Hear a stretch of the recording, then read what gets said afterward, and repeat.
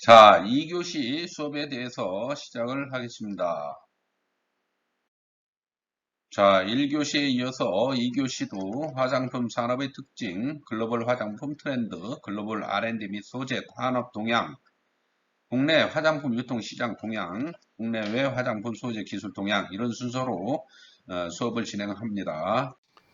자, 이번 시간에는 국내 화장품 시장 규모에 대해서 살펴보겠습니다.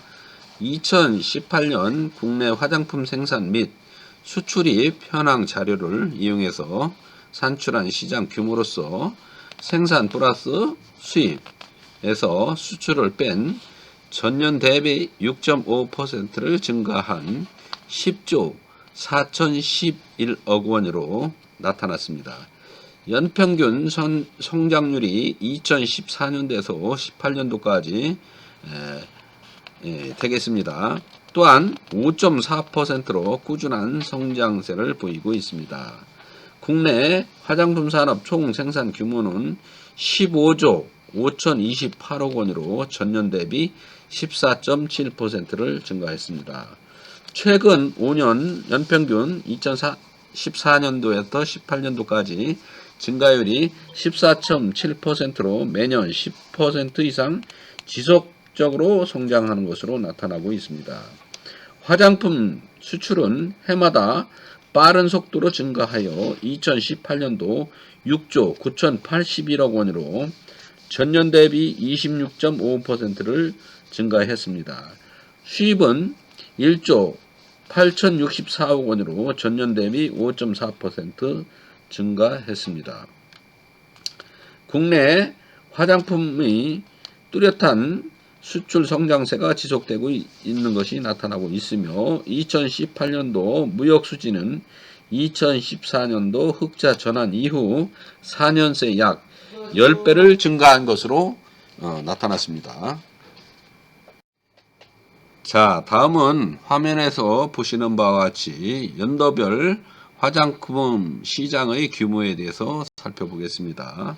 2018년 식품의약품안전처에 등록된 국내 책임 판매업소 수는 12,673개소이며 전년 대비 839개소가 증가했습니다. 그 중에서 생산 실적이 있는 업소 수는 6,487개소로 전년 대비 658개소가 증가했습니다. 최근 화장품법 개정으로 기존 의약 외품으로 분류되던 일부 품목, 즉 화장 비누 등이 화장품 전환에 따라서 향후 제조 책임 판매 업소 수가 꾸준히 증가할 것으로 예상이 되고 있습니다. 2018년도 국내 화장품 생산 규모는 15조 5,028억 원으로 전년 대비 14.7%를 증가하고 있습니다. 향후 이 같은 증가 추세는 지속적으로 수출 증가와 기능성 화장품 성장세 등에 힘입을 것으로 예상이 되고 있습니다. 화장품 유형별로는 생산 규모는 기초 화장품용 제품류가 9조 3,704억 원으로 전년 대비 23.0%를 증가하면서 선두를 지키고 있습니다. 색조 화장품용 제품류가 2조 3,958억 원으로 11.9%가 증가하고 있으며 그 다음으로 두발용 제품용 1조 5,817억 원으로 3.4% 증가를 보이고 있습니다. 인체 세정용 제품류 1조 3,481억 원으로 7.0%를 증가하고 있는 것으로 나타나고 있습니다. 연평균 증가율 2014년도에서 2018년도까지가 가장 큰 유형은 두발 염색용 제품류로 88.3%를 증가하고 있습니다. 그 다음은 인체 세정용 제품류로 20.03%로 목욕용 제품류는 18.4%로 기초 화장품 제품류는 16.5% 등의 순위로 분석되고 있습니다. 특히 이들 모두 전체 화장품 연평균 성장률 14.7%를 상회하는 것으로 나타나고 있습니다. 다음 표는 수출입 동향에 대해서 살펴본 표입니다. 2018년도 화장품 수출은 2017년도에 비해서 26.5%를 증가한 62억 7,678만 달러로 나타나고 있습니다. 수입은 5.4%를 증가한 16억 4,131만 달러를 기록하였습니다.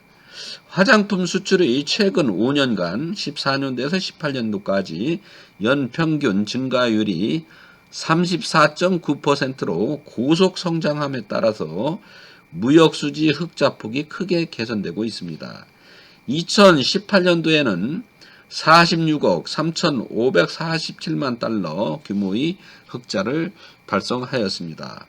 화장품 국내 자급도, 즉 우리나라 자체로 자급도는 2009년 85.9%로 가장 높았으며 그 이후 지속 감소하여 2012년도에 81.3%로 가장 낮았습니다.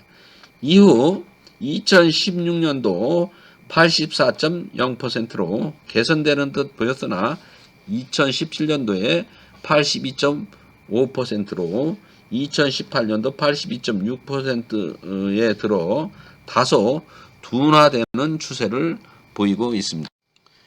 이번에는 국내 화장품 유통시장의 업태별 시장 규모를 분석해 보기로 하겠습니다.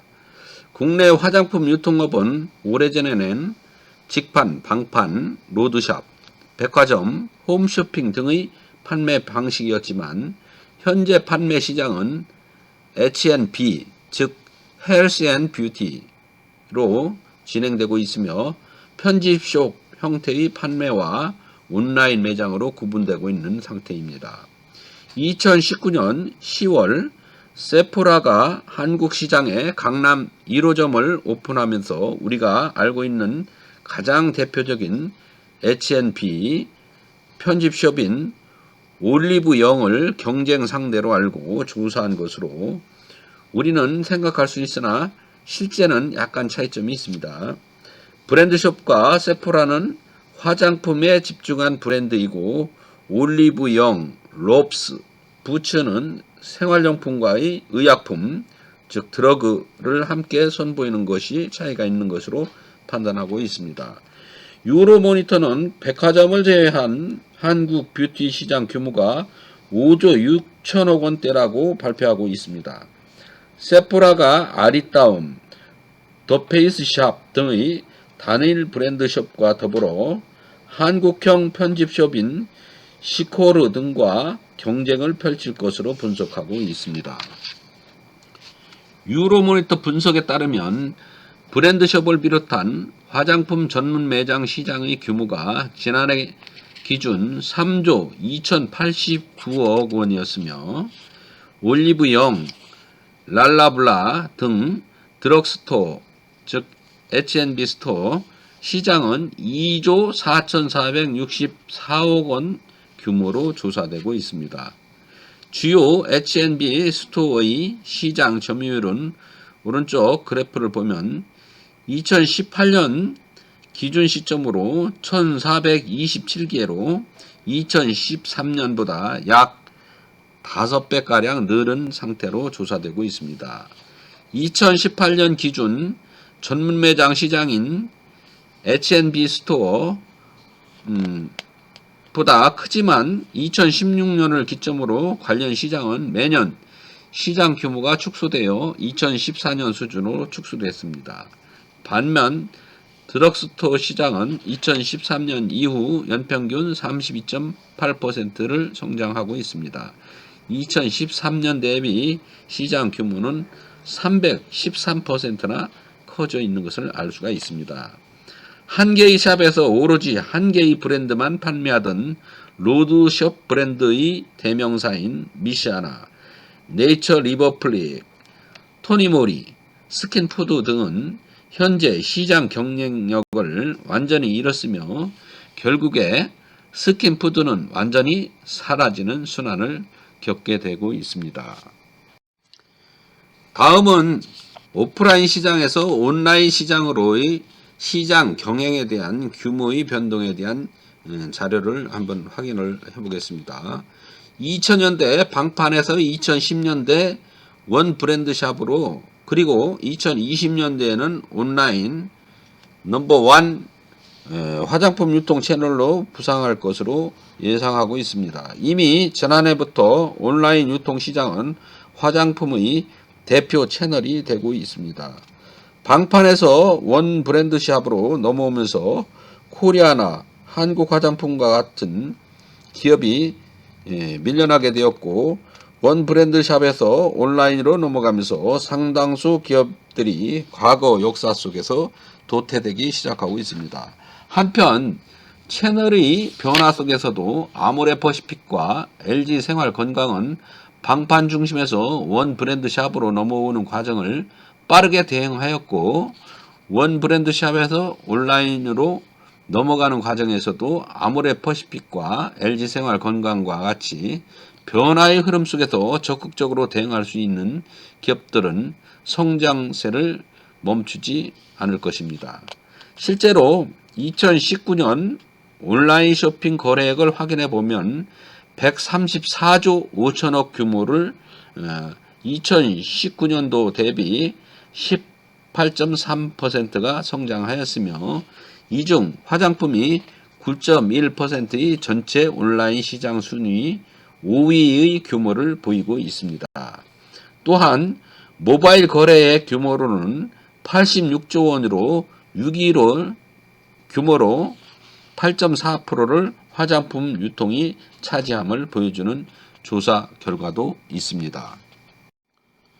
다음은 세계 소재 시장 기술 경쟁력을 확인해 본 결과 2018년도 글로벌 코스메틱 사업단의 결과 보고서를 근거로 기술 수준을 파악해 보았습니다. 전체 화장품 기술 수준은 86.8%로 최고 기술국과 2.4년의 격차가 있는 것으로 평가되고 있습니다.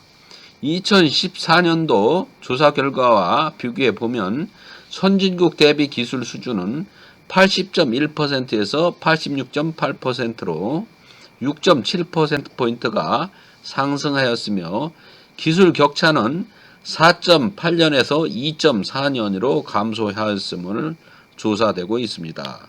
화장품 대분류 기술별 수준을 보면 제형 기술이 가장 높은 것으로 조사되어 2014년 평가 기술이 가장 높게 조사된 것과 차이가 있었습니다. 다음은 화장품 대분류 기술 수준 격차에 대해서 살펴보겠습니다. 화장품 대분류 기술, 즉 소재, 제형, 평가, 용기별 기술 수준을 보면 제형 기술이 가장 높은 것으로 조사되어 2014년도 평가 기술이 가장 높게 조사된 것과 차이가 있습니다.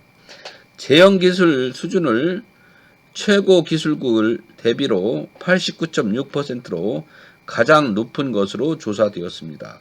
기술 격차는 1.7년으로 나타나고 있습니다. 제형 기술 수준은 2014년도에 비해 9.1%포인트 상승하였으며, 기술 격차는 1.9년 감소한 것으로 나타나고 있습니다. 평가 기술 84.7%, 즉 기술 격차는 2.7년으로 2014년도에 비해 기술 수준은 3.4%포인트 상승하고 기술 격차는 1.8년 감소한 것으로 조사되었고, 소재 기술은 84.3%, 기술 격차 3.1년으로 2014년도와 마찬가지로 가장 낮게 나타났습니다. 기술 수준은 2014년도에 비해 5.4%포인트 상승하였으며, 기술 격차는 2.7년 감소한 것으로 분석되고 있습니다. 화장품 전체 기술 수준을 보면 제형 기술과 용기용품 기술을 높은 수준으로 평가되고 있습니다. 소재와 평가 기술은 낮은 것으로 평가되고 있습니다.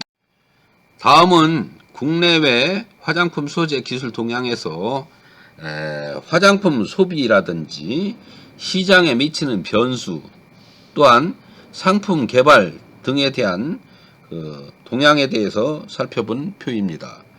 설문으로 이루어졌으며 국내 화장품 기업 상품 기획 팀장 40명을 대상으로 진행한 2020년도 화장품 트렌드 전망 설문으로 결과입니다. 환경 이슈는 소비 키워드와 시장에 미치는 변수, 상품 개발 키워드에서 고루 상위를 차지하는 것으로 나타나고 있습니다. 주목하는 기술은 안티폴루션이 가장 많은 응답을 보였고 주목하는 성분도 유기농을 꼽은 이들이 가장 많았습니다. 환경 이슈와 함께 올해 첫 시행에 들어가는 맞춤형 화장품에 대한 관심도 높은 것으로 나타나고 있습니다.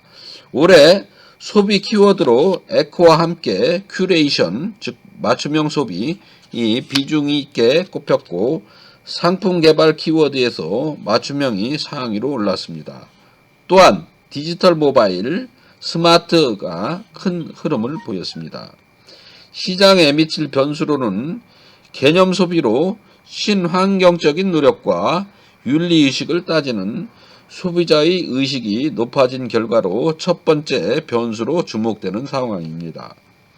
상품 개발 키워드는 지난해에 이어 안티폴루션 측이 환경 오염에 따른 미세먼지에 대한 소비자들의 의식을 알 수 있었습니다. 또한 코스메티컬, 더마 코스메틱 등 아우르는 메디컬 키워드, 클린 뷰티, 미니멀리즘, 자연주의, 유기농 등 이전부터 화두로 삼고 있는 키워드들이 여전히 상위에 랭크되고 있습니다. 기술 개발 키워드도 역시 소비, 시장 변수, 상품 개발 키워드와 같은 환경 관련한 안티폴루션 기술이었습니다. 안티폴루션은 2017년 이후로 줄곧 가장 주목받는 기술로 꼽히고 있습니다. 다음은 안티에이징, 광케어, 선케어 등의 기술이 주목을 받고 있습니다. 주목하는 성분으로는 천연식물, 유기농 성분, 유산균, 펩타이드 순으로 나타나며 유기농이 주목받는 성분인 이유는 지난해부터 시행에 들어간 유기농 화장품 인증제에 기인하는 것으로 분석되고 있습니다. 올해 가장 주목하는 제품 유형으로는 탈모 방지 제품이 첫 손에 꼽혔습니다. 기능성 화장품으로 지정된 이후 시장에서 지속적으로 영향력을 넓히고 있는 흐름을 반영한 것으로 풀이됩니다. 올해 상품 기획 시 가장 중점을 둘 사항으로 성분을 첫선에 꼽을 수 있으며 이는 기능을 발휘하는 기본 소재의 중요성을 다시 한번 방증하는 결과이기도 합니다. 하지만 이런 시장의 예측을 빗나가게 한 코로나19로 인해 전략이 수정되고 있는 상황에 있습니다. 다음은 소재 기술 트리에 대해서 설명을 하겠습니다. 화장품 소재 관련 기술의 구조, 대, 중, 소로 분류되며 구체적인 사항은 소 분류를 통해 확인할 수 있습니다. 먼저 대분류로 첫째, 표적 기능을 설정하고 목표로 하는 기능을 발현할 수 있는 소재를 찾는 탐색 기술과 둘째로 탐색된 소재에 관한 기초적인 근거를 바탕으로 소재를 확보하는 기술, 그리고 마지막으로 개발된 소재를 산업적으로 적용할 수 있도록 분석 및 표준화하는 기술의 세 가지로 구분할 수 있습니다. 중분류에서 소재 탐색 기술은 신소재 개발을 위한 신규 타겟 발굴 기술, 신규 소재 탐색 기술, 복합 효능 발굴 기술 등이 있으며 근래에 들어서는 화장품이 단순한 피부 미화, 보호, 보습 제품에서 벗어나 미백, 주름 개선 등 적극적인 피부 개선 효과를 추구하면서 과거에 비해 생물학적 효능에 대한 연구의 비중이 커져가고 있는 실정입니다. 중분류의 소재 확보 기술은 바이오 공정 기술, 화학, 합성 공정 기술, 융복합화 공정 기술로 최근에는 유효 성분을 밝혀 더욱 효과적인 소재를 개발하거나 발효 등 새로운 가공법에 의해 천연물 기능을 증가시키고 새로운 기능을 부여하는 등 보다 과학적인 기술들이 개발되고 있습니다. 중분류의 소재 분석 표준화 기술은 성분 분석 기술과 소재 물성 평가 기술로 나눠볼 수가 있습니다. 이처럼 새로운 소재의 개발 능력은 화장품 경쟁력의 핵심 요소로 새로운 화장품 소재가 개발됨으로써 화장품의 새로운 제형 카테고리가 만들어지거나 생물학적 활성에 의한 새로운 시장의 형성이 가능해지고 새로운 소재는 그대로 마케팅의 핵심 요소가 될 것입니다. 따라서 기술 경쟁력을 보유하는 화장품 소재를 앞서 개발할 수 있는 기술력을 확보하는 것은 화장품 산업의 국가 경쟁력 확보에 중요한 결정적 인자가 될 것입니다. 자, 계속해서 화장품 제형기술 트리에 대해서 설명을 하겠습니다. 화장품 제형기술을 목적별로 분류하면은 첫째, 안정성, 향상, 제형기술은 불안정 효능 성분의 안정화 기술, 난용성, 결정성, 성분의 제형화 기술로 비수형 제제, 나노 또는 마이크로캡슐형 제제가 있으며 비수형 제제는 물이 함유되어 있지 않은 제제로서 효능성이 성분이 보존 안전성이 우수한 반면 발림성이나 사용감 등이 좋지 않을 수 있습니다. 또한 물이나 오일에 대한 용해성이 나빠서 제재하기가 어려운 물질들이 있을 수 있는데 이런 계면활성제 또는 고분자 마이셀 등을 이용하여 가용화시켜서 안정하게 제재화하는 기술입니다. 둘째, 효능 향상 제형 기술은 경피 흡수 촉진 제형 기술과 효능 지속성 제형 기술로 나눌 수 있습니다. 케미컬 엔싱 제형 기술은 효능 성분의 피부 흡수가 용이하도록 화학적으로 변형시키거나 피부 흡수를 촉진시킬 수 있는 흡수 촉진제를 병용함으로써 피부 흡수율을 높이는 것을 의미합니다. 그리고 리포점, 트랜스포점, 에토점 등의 기술이 이에 해당합니다. 또한 효능 지속성 제형 기술 피부 기능 강화 제제 기술의 예로서 액정 유화 제제 기술을 들을 수 있습니다. 이는 실제로 피부 보호막 기능에 결정적으로 작용하는 각질층 내 세포 간지질이 라멜라 형태로 겹겹이 쌓여있는 구조와 유사한 형태를 지니고 있습니다. 라멜라 액정 유화 제제는 피부 보습 기능이 우수한 것으로 알려져 있습니다. 세 번째로는 안전성 향상 제형 기술입니다. 자극 유발 물질 프리 제형 기술, 자극 유발 가능성 물질 비활성화 제형 기술 등으로 자극 유발 물질 프리 제형 기술은 화장품 유통 및 사용 도중에 변질을 방지하기 위해 일반적으로 방부제를 소량 첨가하고 있으며 여러가지 원료들을 혼합하기 위한 유화제, 가용화제로 작용하는 계면활성제를 필수적으로 사용하고 있습니다. 이들은 피부에 대해서 트러블이나 알러지를 일으킬 가능성이 높은 원료이므로 이를 제외시키는 기술입니다.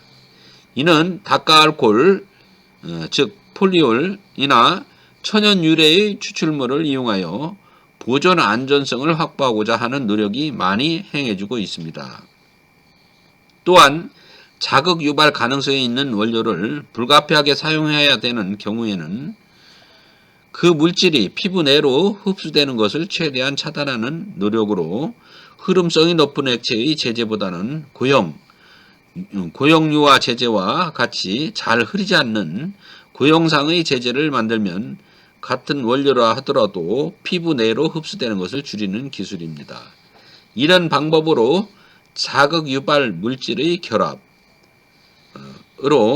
피부 흡수를 방지하는 기술도 있습니다. 네 번째로 감성 차별화 제형 기술은 사용감 및 사용성의 차별화, 제형 기술과 감성, 시각, 후각 차별화의 기술로 보통 화장품은 보습 효과, 피부 효과 등을 기본적인 효능도 중요하지만 외관이나 사용감, 촉감 같은 감성적인 품질 또한 매우 중요합니다. 이를 위해서 콜로이드 계면 과학적 기술을 이용하여 물, 오일, 계면 활성제, 닭과 알코올 등의 상거동을 조절하거나 입자 크기를 조절함으로써 다양한 형태의 감성적으로 만족할 만한 제형을 개발하고 있습니다.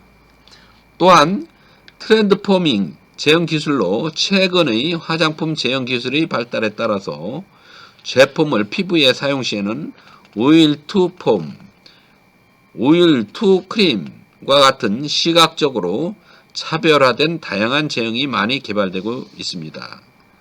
또한 셀프 포밍 기능의 볼륨 에센스, 시간 또는 피부 온도에 따라서 색상이 변하는 색조 제형 기술 등이 개발되고 있습니다. 이 외에도 다양한 부자재 및 충진 기술을 이용한 변형 제품 헤어리 형태의 에센스, 코어 쉘, 립스틱, 듀얼 립스틱, 에센스 팩트 등 시각적 차별화가 가능한 충진 설비를 이용한 제품들이 출시되어 시장에서 큰 성공을 거두고 있습니다. 다음으로 국내외 소재 시장의 트렌드를 확인해 보겠습니다. 먼저 피부에 안심감을 주며 안전한 소재를 활용한 것입니다. 천연 식물 소재, 식물에서 추출하거나 분리 정제 기술을 활용하여 효능 성분을 분리 활용하는 것입니다. 두 번째로 한정적인 자연 환경을 유지하며 다음 세대에 안전한 지구 환경을 물려주기 위해서 지속 가능한 경제 활동을 펼쳐야 합니다. 최소한의 에너지와 물을 이용하고 재생 가능한 소재, 폐기물을 줄이며 생물 다양성을 보존한 것이 바로 지속 가능한 활동입니다.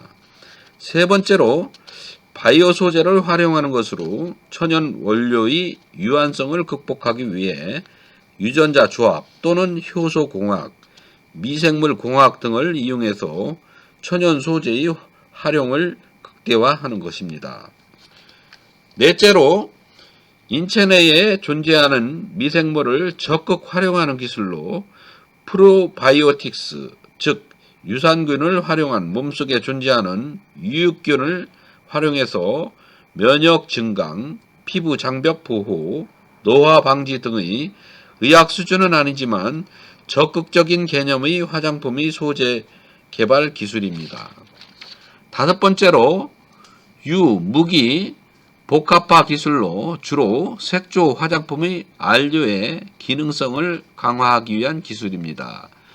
피부에서 흡수되어 기능성을 발휘하는 소재는 유기 성분으로 평상시 열과 빛 등의 불안정한 소재들이 많아 이를 개선하기 위해서 무기 소재 안료에 흡착을 시켜서 평상시 안정성을 개선시키고 피부에 흡수되기 쉽게 만들어 효과를 높이는 기술입니다. 여섯 번째로 기술로 비타민을 활용하는 기술, 즉 비타민은 인간은 반드시 필요한 영양소이지만 인체에서 직접 만들 수 없는 소재입니다. 반드시 음식을 섭취해야 얻을 수 있는 것입니다. 대부분의 순수 비타민은 불안정하여 이를 안정화하는 기술이 반드시 필요합니다.